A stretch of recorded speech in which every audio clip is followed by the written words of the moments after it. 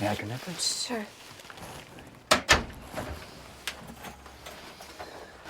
Good morning. I'm here to tell you what's going to be happening this afternoon. Okay. You've opted to abort, and given the size of your baby at 14 weeks, we're going to be performing a dilation and evacuation. If you'd come in earlier, you could have received the pill, and we would be performing a vacuum aspiration. But it's too late for that, and it's going to have to be a little bit more complicated.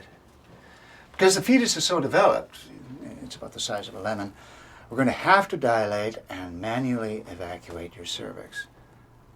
The first thing we're going to do, and this is going to happen in the next few minutes, is to begin dilation of your cervix, which we'll do by inserting a small reed called a laminaria. Because with this process we're going to have to enter your cervix with surgical tools, it'll have to be dilated more than with other procedures. After this, we'll just wait for you to dilate. This will take several hours.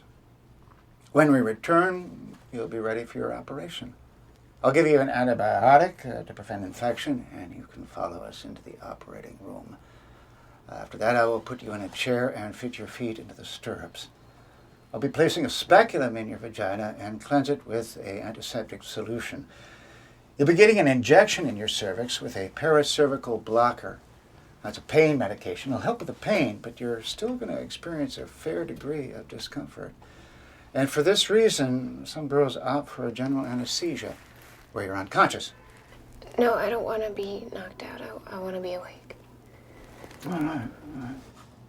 I'll grasp your cervix, which will be fully dilated with a tool, and pass a hollow suction tube into the cervix. This will start to remove the tissue from the inside.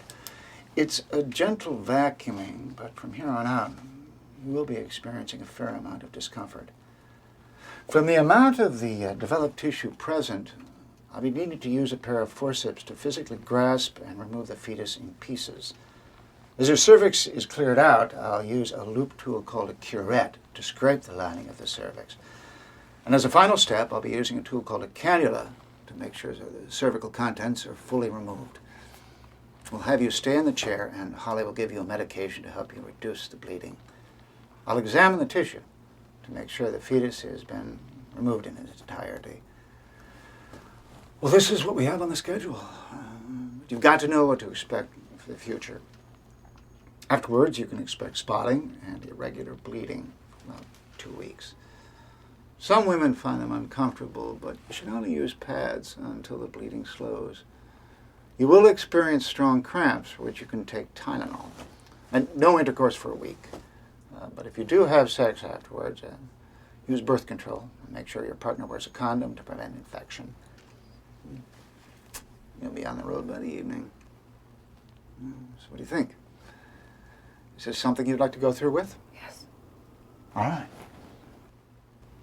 Then we'll begin the dilation. You sit back in your chair, please. Holly, could you come in here, please?